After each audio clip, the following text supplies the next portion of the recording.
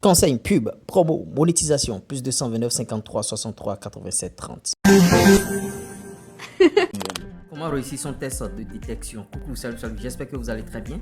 Ici, je conseille les footballeurs ou tout autre acteur intervenant dans ce secteur. Vous voyez, dans les coins de rue, beaucoup de clubs professionnels organisent des tests de détection ou bien dans des clubs amateurs. Bon, si vous voulez aller à un test de détection, il ne faut pas aller seulement. Il faut mettre la chance de votre côté parce que les tests de détection, c'est pas du jeu là-bas et il faut se préparer en amont. Il faut avoir quelques bagages, il faut avoir quelques informations. Les informations qu'il faut avoir, c'est quoi? Il faut connaître la philosophie du club dans lequel vous voulez aller faire ce test de détection. Est-ce que c'est un club physique? Est-ce que c'est un club qui prime bien sûr la technique, la tactique avant le physique? Il faut avoir toutes ces informations là et savoir comment faire. Maintenant, quand vous allez au test de détection, essayez de jouer à votre meilleur niveau.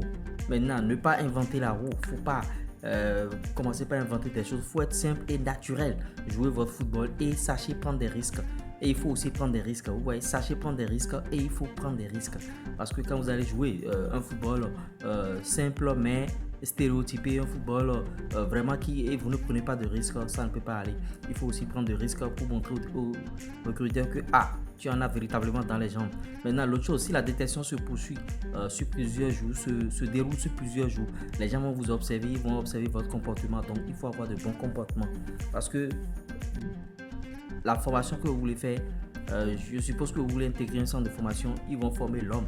C'est-à-dire, si l'aspect sportif est bon, si tu es très très bon, maintenant côté comportement, comment tu te comportes en société envers les autres, ils vont aussi voir tout ça là lors du test de détection qui se déroule sur plusieurs jours.